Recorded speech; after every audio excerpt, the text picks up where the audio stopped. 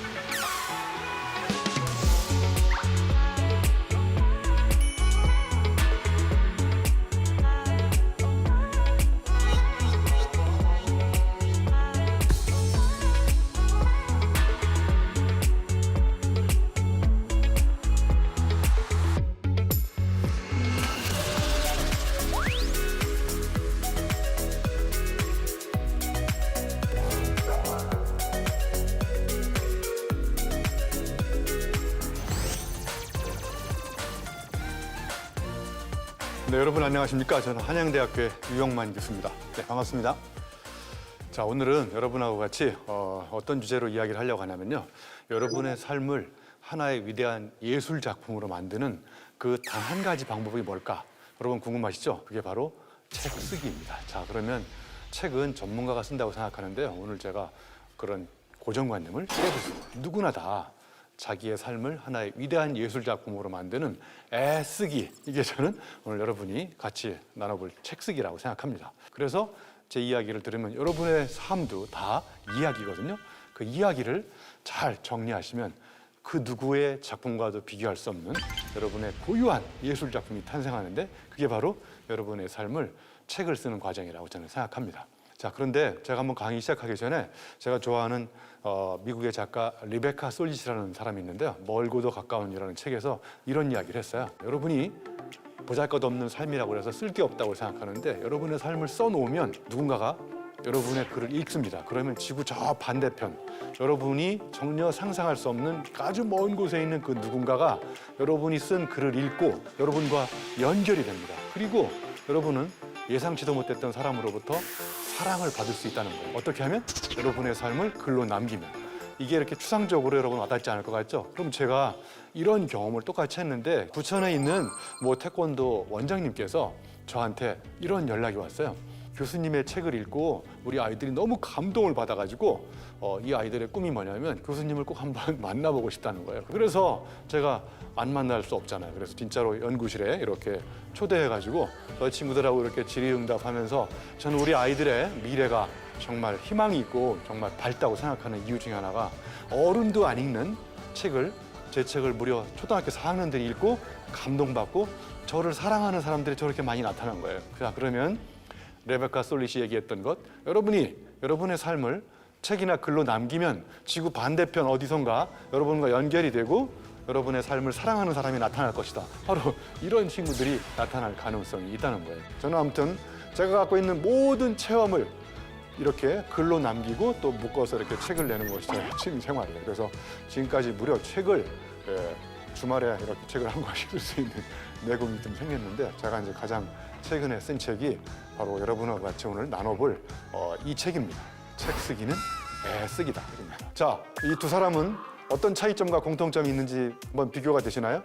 이분은 켈빈 로버츠 회장님인데 러브 마케팅이라는 책을 쓰신 분이에요. 저분의 머리가 이렇게 대머리라서 머리가 마음에 안 들어가지고 제 머리를 살짝 바꿨어요. 나머지는 다 똑같은데 이 두 사람은 엄청난 차이가 있어 보이지 않습니까? 이게 창조인 거예요. 조금만 바꾸면 완전히 달라 보이잖아요. 그죠? 그래서 책을 빨리 쓰고 자주 쓰는 사람들의 굉장히 중요한 공통점은 참고 문헌이 굉장히 많습니다. 읽은 게 많으니까 참조할 재료가 많죠? 그러니까 참조할 재료를 참조해서 책을 창조하는 겁니다. 그 다음에 전문가만이 책을 쓰는 게 아니라 여러분, 책을 쓰면 전문가가 됩니다. 제가 보기에 오히려 전문가는 책을 잘 못 써요. 왜냐하면 내가 전문가이기 때문에 책을 함부로 쓰면 다른 전문가가 나한테 뭐라고 그럴 것 같거든요. 그런데 전문가가 아닌 사람이 책을 쓰면 책을 쓰는 과정에서 정말 엄청난 공부가 되고요. 그리고 책을 한 권 완성하면 그 해당 분야에 어느 정도의 경지에 이르는 전문가가 되는 거예요. 자, 그러면 제가 살아온 삶에 대한 이야기를 살기가 가지고 제가 어떻게 책으로 녹여내는지 잠깐 말씀드릴게요. 저는 이렇게 멀쩡해 보이지만 제가 수도 전기공업고등학교를 다니면서 한때 공고 다니면서 용접을 했던 사람이거든요. 근데 여러분이 안 믿을 것 같아서 여기 국가기술 자격증 1981년도에 용접 기능사 자격증 보여줬잖아요. 여러분 이래도 안 믿을 겁니까? 제가 용접했거든요. 사진만 최근 걸로 바꾼 거예요. 그런데 제가 철판을 용접하다가 최근에는 지식을 용접합니다. 그래서 세계 최초의 포지션 타이틀을 만들었어요. 날리지 웰더. 그래서 저는 아무 지식이나 시간 나오면 아무 지식이나 갖다가 지식을 용접해버려요. 그래서 저게 바로 지식융합이라는 전문 용어예요. 여러분, 저는 이렇게 용접을 하면서 저의 삶을 이렇게 반추해 봤을 때 여기 두 사람의 학자를 소개해 드릴게요. 스티브 잡스 아시죠? 스티브 잡스가 남긴 말 Connecting the dots. 여기서 다츠는 뭐냐? 다 점이거든요. 점이 뭐냐? 여러분이 인생을 살면서 직간접적으로 경험했던 모든 게 다 점입니다. 그리고 왼쪽에 보면 세계적인 문학가 윌리엄 워즈워드라고 하는 사람이 남긴 단어 스팟 오브 타임, 시간의 점. 그러니까 시간의 점이 뭐냐? 내가 사람을 만나서 상처받은 것도 시간의 점이고요. 책을 읽고 감동받은 것도 시간의 점이고요. 프로젝트하다가 말아먹고 엄청난 실패 체험한 것도 시간의 점이에요. 그러니까 우리의 삶이 음지의 점도 있고 양지의 점도 있고 돌고 돌아서 음양이 만들어가지고 우리의 삶을 하나의 아름다운 얼룩과 무늬로 만드는 거예요. 저걸 잘 녹여서 저걸 다 연결시키면 저는 여러분의 삶은 다 책이 될 수 있다고 생각해서 이런 말씀을 드리는 거예요. 그래서 때가 되면 여러분의 아름다운 책을 쓰는데 너무 때만 기다리고 있으면 이렇게 또 완벽한 때를 기다리다가 오면 때만 낍니다. 그러니까 지금이야말로 바로 쓸 때입니다. 지금 바로 쓰기 시작하면 여러분의 책이 되는 거예요. 누가 뭐라고 그러면 개정판 내면 됩니다. 다시 쓰면 되는 거예요. 이제 제 삶을 이렇게 돌이켜보니까 사건, 사고가 참 많았더라고요. 여러분, 사건과 사고의 차이점이 뭔지 아시나요? 여러분이 집에 가서 개한테 물리면 사고 당한 거고요. 오늘 작심을 하고 집에 가서 여러분이 기른 개를 물어버리면 그건 사건인 거예요. 그러니까 사건은 내가 의도적으로 일으킨 거고 사고는 내가 나도 모르게 당한 거거든요. 그래서 사건을 파고 들어가 보면 사연이 숨어 있고요. 사고 당하면 사건 속에는 이렇게 놀라운 사유가 자라고 있습니다. 그리고 사고 당하면 한자를 바꾸면 인간의 사고가 바뀌는 거예요. 그러니까 책을 쓰는 사람들의 굉장히 중요한 공통점 중에 하나는 저마다의 사건, 사고가 다 책의 재료가 된다는 거예요. 그래서 오늘은 제가 겪었던 사건, 사고를 지점으로 해서 몇 가지 한번 여러분하고 나눠볼까 합니다. 자, 제가 겪었던 사건, 사고 중에서 제가 지식 산부인과 의사인 건 아시나요? 세계 최초로 또 제가 지식 임신에 대해서 연구를 하니까 한 의사가 나타나가지고 나보고 의사냐고 물어보더라고요. 정말 물어보는 도중에 정말 기분이 나빴었어요. 그래 의사다 그랬더니 저보고 교수님은 의사가 아닌데 대중을 상대로 사기를 쳤기 때문에 공개 사과하라는 거예요. 대중을 상대로. 제가 공개 사과를 어떻게 했는지 아세요? 이게 공개 사과예요. 이거 여러분 이게 공개 사과인데 이렇게 사과를 했더니 더 이상 나하고 이야기하고 싶지 않다고 그래 도망갔어요. 여러분 이게 위대한 창조입니다. 여러분한테 공하고 개하고 사과를 하나씩 따로따로 보여주면 웃지 않는데 이게 한 군데 붙여서 보여주니까 웃잖아요. 이게 창조예요. 창조의 정의가 뭔지 아세요? 흔한 것에 흔치 않은 결합. 이게 창조인 거예요. 자, 제가 두 번째 사건을 경험했는데요. 제가 2007년도에 교통사고가 한번 크게 났었어요. 그래서 제가 이제 분당 서울대병원에 입원했는데 여기 갈비뼈 전문 의사인 흉부외과 의사가 오셔가지고 이분은 갈비뼈만 최선을 다해서 보고 가시더라고요. 그래서 제가 팔이 끊어질 정도로 아파가지고 팔뼈 좀 봐달라고 그랬더니 팔뼈 전공 의사가 따로 있다는 거예요. 그건 누구냐 그랬더니 정형외과 의사랍니다. 저분은 또 와가지고 팔만 최선을 다해서 보고 가요. 그래서 이 목뼈가 또 안 들어가가지고 이 목뼈를 봐달라고 그랬더니 이건 또 자기 전공 뼈가 아니라는 거예요. 그래서 목뼈는 누가 보냐 그랬더니 이건 또 신경외과 의사가 본다고 그러고. 그래서 이 세 분이 와서 각자 자기 뼈만 최선을 다해서 보고 가는 거예요. 네? 그런데 제가 어디가 아프냐면 미치겠는 게 저 갈비뼈하고 팔뼈 사이뼈가 아프고 팔뼈하고 저 목뼈 사이뼈. 이 사이뼈를 전공한 의사가 병원에 없어요. 그래서 제가 뼈저린 뼈 아픔을 체험하고 만든 세계 최초의 전문가가 사이 전문가예요.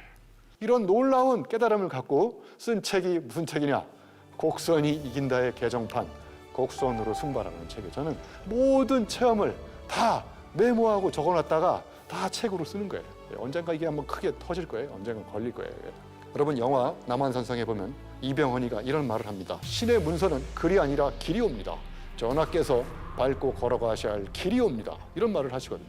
그래서 제가 이 명대사를 보고 너무나 감동받아가지고 동아일보 저 명사 칼럼에 이런 글을 썼어요. 글은 길이 옵니다. 여러분 어떤 사람이 쓴 글은 그 사람이 살아온 삶의 삶입니다. 그러니까 삶과 글과 길은 따로 노는 것이 아니라 그 사람의 글을 잘 보면 그 사람이 어떤 삶을 살아왔는지 다 보이거든요. 그리고 삶을 보면 그 사람이 어떤 글을 쓸 수 있는지를 알 수 있는 거예요. 우리가 남의 책을 읽는 이유는 뭐냐?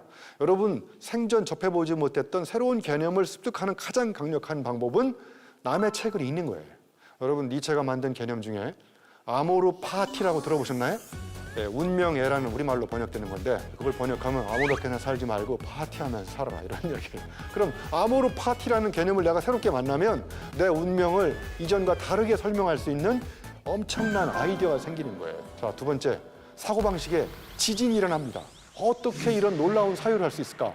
책을 안 읽는 사람과 책을 읽는 사람의 사고방식에 엄청난 차이가 나타나는 이유는 나와 다른 세계에서 다른 생각을 하는 사람과 계속 접속을 해보면 내 사고방식이 너무나 미천하다는 것을 엄청나게 자극을 주는 거죠. 자, 그 다음에 마지막으로 이 일본의 우찌다 타츠루라는 작가가 남긴 굉장히 중요한 개념 중에 하나가 지성의 폐활량이에요. 지성의 폐활량이 뭐냐면요, 거꾸로 매달려가지고 복잡한 문제를 단순화시키지 않고 실타를 하나하나 풀듯이 계속 풀면서 문제 해결을 책을 끊임없이 찾아내는 이 지적 인내심을 지성의 폐활량이라고 하는 거예요. 그러니까 책을 많이 읽은 사람은 이 폐활량이 크기 때문에 웬만한 문제를 직면했을 때는 쉽게 넘어지지 않고 그 문제들을 끊임없이 물고 늘어지면서 계속 푼다는 거예요. 그러니까 책을 읽으면 읽기 전과 후가 완전히 다릅니다. 여러 번 반복해서 읽어보세요. 한두 번 읽었을 때보다 10배의 효과가 나타납니다. 자, 그 다음에 모든 책은 저는 정독해야 된다고 생각해요. 네, 여러분, 니체의 짜라투스란 이렇게 말했다. 속독으로 읽는 사람 아무것도 건질 게 없어요. 거기에 니체가 심어놓은 의미의 껍질 속에 들어가가지고 파고 들어가서 도대체 니체가 이거 무슨 얘기를 했는지 깊게 생각해 보려면 천천히 곱씹어 보면서 읽어야 됩니다. 자, 그 다음에 시간 날 때마다 읽어야 되는데 사람들은 시간 내서 읽는다고 하잖아요. 아, 다음에 읽어야지, 다음에 안 읽겠다, 이런 다짐이에요. 그러니까 습관적으로 읽는 거를 습독이라고 합니다. 그 다음에 체독은 뭐냐? 눈이나 머리로 생각으로 읽는 게 아니라 몸으로 읽는 거예요. 그러니까 진짜 독서의 완성은 책장의 마지막 장을 덮고 끝난 게 아니라 책을 읽고 감동받았던 몇 가지라도 내 삶에 가서 실천해 보는 거예요. 몸을 움직여서 체험하는 그 독서가 체독이라고 제가 만들었어요. 그리고 많이 읽기보다 깊이 성찰해 가면서 읽는 거를 제가 성찰의 독서, 찰독. 그 다음에 이제 고독의 쓸자, 저 고자는 쓸 고자예요. 그러니까 쉬운 책만 읽지 마시고 내 능력의 한계를 조금 넘어서는 어려운 책에 도전해 보세요. 그러면 어려운 책이 읽히기 시작하고 그러면 그보다 조금 더 어려운 책을 읽고 그러면 이게 여러분의 엄청난 독서력을 향상시켜 주는 거예요. 7번째, 월독은 뭐냐면요, 초월. 경계를 넘어가는 거예요. 그러니까 전공책만 읽으면 전문가가 됩니다. 전문가의 정의가 뭔지 아시죠? 전문적으로 문외한인 사람, 한우물 파다가 매몰된 사람, 깊이 파다가 깊이 대상이 된 사람. 그러니까 이 좌정관천의 어리석음을 벗어나려면 내가 전공하지 않는 다른 분야의 책도 읽어야 되는 이게 월독. 마지막, 협독. 혼자 읽지 마시고 한 권의 책을 여럿이 읽고 나눠서 토론해 보세요. 그러면 10배, 20배의 효과가 있습니다. 그래서 요즘 코로나 때문에 많은 사람은 모이지 못하지만 둘이 한번 모여서 같은 책을 읽고 토론해 보세요. 그러면 책이 또 재미있어지기 시작합니다. 이것만 실천해 보세요. 제가 존경하는 신영복 교수님한테 배운 독서법. 독서는 삼독, 서삼독이라고. 첫 번째 독서는 뭐냐? 텍스트를 읽는 겁니다. 텍스트. 예? 책을 읽는 거예요. 그럼 두 번째 뭘 읽어야 되느냐? 책을 쓴 필자, 저자를 읽어보는 거예요. 저자는 도대체 무슨 마음으로 어떤 문제에 이 책을 썼는지.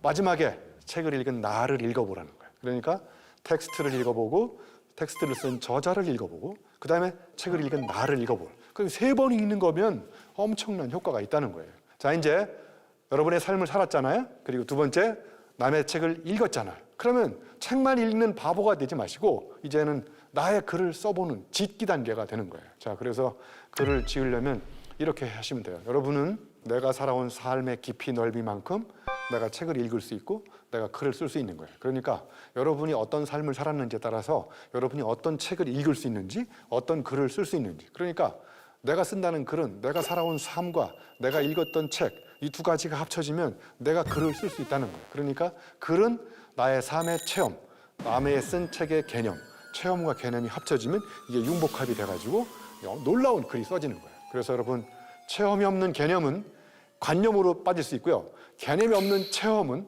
위험할 수 있습니다. 그러니까 이 두 가지를 잘 조합하면 여러분만의 고유한 글을 쓸 수가 있어요.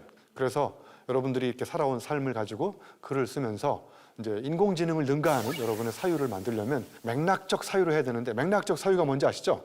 예, 내가 말하는 것이 이 특정한 맥락에서 어떤 의미를 갖는지. 예를 들면 사랑에 빠진 사람이 초반부에 사랑해 이렇게 말하는 거하고, 매너리즘에 빠진 두 남녀가 사랑해 이 말하고, 거의 헤어지기 일보 직전에 사랑해 이 말하고 똑같은 사랑해인데 첫째 맥락, 둘째 맥락, 셋째 맥락에서 사랑해가 완전히 달라버리잖아요. 이런 맥락적인 느낌들을 잘 포착해서 그거를 글로 쓰셔야 된다는 거예요. 그래서 여러분 글 짓는 방법 아주 간단한 방법 하나 알려드릴게요. 첫 번째, ELOB라고 제가 만드는 거예요. 자, 여러분 한번 지금까지 살아오면서 내 삶의 사건 중에서 10가지 에피소드를 뽑아보세요. 그게 그대로 글이 됩니다. 그 다음에 두 번째, L, Lesson Learned. 내가 이 사건 사고를 통해서 무엇을 깨달았다. 이 깨달은 걸 써보세요. 그 다음에 말씀드렸죠.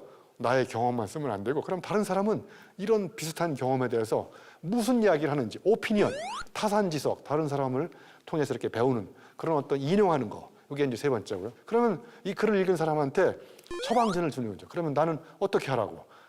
세 가지만 여러분 삶에 실천해 보세요. 이렇게 강조하면 이제 여러분의 삶이 또 바뀌는 거라고 저는 생각합니다.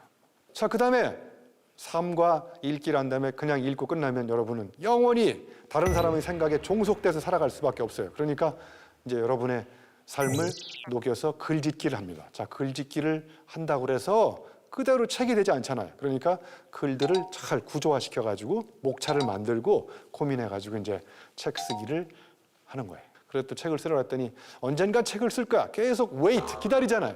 기다리면 웨이트 하면 웨이터가 됩니다. 웨이터. 라이터, 작가가 되지 않고. 책을 써야 되는 이유 한 세 가지를 말씀드리면, 아, 내가 책을 써야 되겠구나. 금방 이해가 갈 것 같아요. 첫 번째, 책을 써야 되는 이유, 나침반입니다. 내가 방향을 잃었을 때 책을 읽고 어디로 가야 될지 방향을 잡아주는 게 나침반이거든요. 그러니까 여러분이 책을 써야 되는 이유는 여러분이 책을 쓰면 여러분이 살아온 삶이 누군가한테는 나침반이 될 수 있다는 거예요. 두 번째, 책은 창입니다. 창이 뭔지 아시죠? 윈도우. 내가 책을 한 권 읽으면 창문이 하나 생깁니다. 두 권 읽으면 창문이 두 개 생기고. 그러니까 책을 많이 읽은 사람일수록 세상을 다르게 볼 수 있는 창문을 여러 개 갖는데, 책을 한 권도 안 읽는 사람은 창문이 없는 깜깜한 방에서 혼자 사는 거예요. 그러니까 여러분이 쓴 책이 다른 사람한테는 위대한 창문의 역할을 할 수가 있어요. 자, 세 번째, 책을 써야 되는 이유, 거울입니다. 책은. 왜냐하면 책을 읽으니까 정말 부끄러워지는 거예요. 왜 이런 사람이 이렇게 멋있게 사는데 나는 왜 이 모양 이 꼴인 거야. 그래서 책이 나를 부끄럽게 만드는 거울인 거예요. 그러니까 여러분이 책을 쓰면 여러분의 삶이 누구한테 거울이 되는 거예요. 자, 이 세 가지에 대해서 제가 간단하게 저의 에피소드를 하나씩 말씀드려 볼게요. 제가 몇 년 전인데 제주도에 가서 100km 마라톤을 뛴 적이 있어요. 30km, 30km, 40km 이렇게 3일 동안 나눠서 뛰는 거거든요. 3일 동안 내내 1등하는 일본 친구를 보고 저는 불쌍하다는 생각이 들었어요. 저 친구는 제주도의 아름다운 풍경이 보일까? 안 보이잖아요. 앞만 보고 달리니까. 그래서 내가 앞만 보고 달리는 속도가 중요한 것이 아니라 내 삶의 매 순간순간 느끼는 밀도가 중요한 것이다. 그리고 제가 어디로 달려가야 될지 늘 알려주는 방향이 중요하구나. 그래서 책은 나침반이다. 그래서 제가 책은 나침반이다 라는 걸 깨닫고 쓴 책이 바로 공부는 망치다라는 책이에요. 진짜 공부는 내가 몸을 던져가지고 이렇게 해보고 저렇게 해보고, 내가 하면 재밌는 이 활로가, 진로가 이런 것이구나 라를 깨닫게 해주는 거예요. 여러분, 책상에 앉아가지고 진학, 어느 대학에 갈지를 결정할 수 있지만 책상에 앉아서 진로, 어디로 가야 될지는 알 수 없습니다. 그러니까 몸으로 뛰어봐야 내가 이런 걸 하면 재미있을 수 있구나 라는 걸 알려주는 거예요. 알베르 까미가 이런 말을 했습니다. 모든 잎이 꽃이 되는 가을은 두 번째 봄이다. 정말 멋있지 않습니까? 저는 또 표절 전문가라서 이걸 그냥 내버려 두면 안 될 것 같아서, 누군가 안간 힘을 쓰면서 자기 삶을 책으로 쓰기 시작할 때 그 순간이 바로 내가 다시 태어나는 봄이다. 이건 지식생태학자 유영만이 남긴 명언이에요. 책을 쓰기로 결심한 사람은 지금과는 다른 삶을 살기로 결심한 사람이다. 지금 이대로 살지 않고 지금까지와는 다른 삶을 살겠다는 결단이 책 쓰기의 출발이다. 순리와 본능적 욕구대로 살지 않고 자기가 진정으로 사랑하는 삶을 살겠다는 이런 결연한 각오와 함께 위험한 탐험이 시작되는 것이다. 정말 누가 썼는지 정말 잘 쓴 것 같아요. 여러분도 지금부터 책 쓰기로 결심하면 지금까지 살아온 삶과는 전혀 다른 삶을 살 수 있습니다. 그게 바로 여러분이 책을 쓰는 출발이 되는 거예요. 그래서 제가 서두에 잠깐 비쳤듯이 제가 좋아하는 롤랑 바르트가 쓴다는 것은 여러분이 뭔가 대상을 사랑하는데 사람을 사랑해도 되고 현상을 사랑해도 되고 사랑하는 대상을 불멸화시키기 위해서 책을 쓰는 거랍니다. 여러분의 삶이 그냥 기록을 안 남기면 여러분의 죽음과 동시에 없어지지만 여러분이 죽기 전에 여러분의 삶을 흔적으로 남겨가지고 써놓으면 그게 불멸의 작품으로 남을 수 있다는 거예요. 제 이야기를 믿으세요. 그러면 여러분도 지구상의 저쪽 반대편에 있는 누군가가 언젠가 여러분의 글을 읽고 여러분과 연결돼서 여러분은 많은 사람들한테 사랑받을 수 있는 인간이 된다는 거예요. 자, 이제 마지막으로 대단원의 막을 정리하면서 제가 좋아하는 프랑스의 폴 브루제의 명언, 생각하는 대로 살지 않으면 사는 대로 생각한다. 그런데 저걸 가만히 생각해 보니까 생각하는 대로 살기가 어렵더라고요. 그래서 저 명언을 이렇게 바꿨어요. 생각하는 대로 살기 어렵다. 사는 대로 생각하자. 그래서 오늘의 대단원의 결론이 이겁니다. 여러분, 삶을 바꾸지 않고 좋은 글을 쓸 수가 없습니다. 그러니까 좋은 글을 쓴다는 것은 어떻게든 이전과 다르게 잘 살아보려고 안간힘을 쓰는 건데 그 안간힘을 쓰는 게 애쓰기인데 저는 그게 여러분의 책 쓰기가 바로 애쓰기라고 생각하는 이유 중에 하나입니다. 여러분 오늘 제 강의 재밌었나요? 예. 의미가 심장에 꽂히면 의미 심장해집니다. 여러분의 아름다운 삶을 여러분의 고유한 작품으로 만들었으면 좋겠다 이런 생각을 해봤습니다. 여러분 고맙습니다.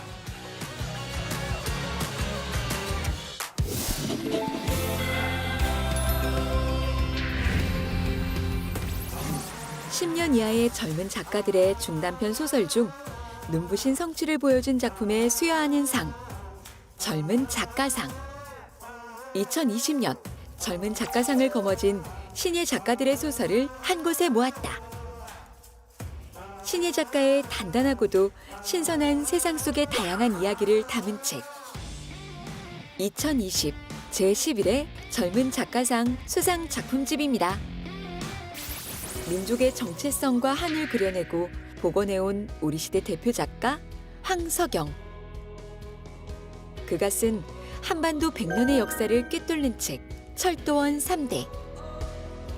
철도 노동자 3대와 공장 노동자 이진호의 이야기를 통해 일제강점기부터 해방 전후 그리고 21세기까지 이어지는 노동자와 민중의 삶을 실감나게 다루고 있습니다. 세상은 언제나 그냥 무심하다는 걸 실감한다. 그는 버려지거나 잊힌 것도 아니다. 그냥 가로수보다도 못한 관심밖의 미물에 지나지 않았다.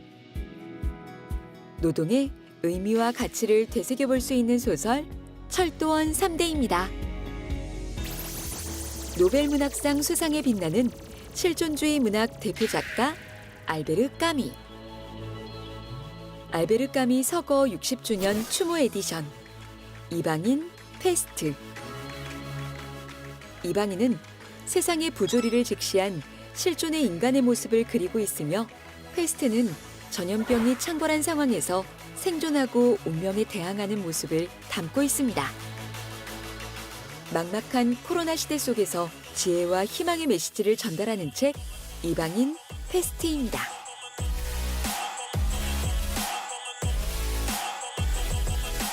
유영만의 지독한 독법 3331 법칙이 뭐냐?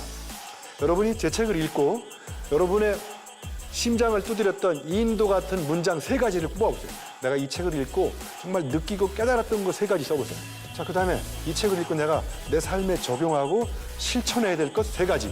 그러면 333, 9개의 메시지가 뽑아지잖아요. 그리고 마지막으로 이 책을 한마디로 얘기하면 내가 보기에 이건 무슨 책 같다. 이렇게 책을 읽으면 여러분 그냥 읽는 것보다 엄청난 효과가 있다고 생각해요.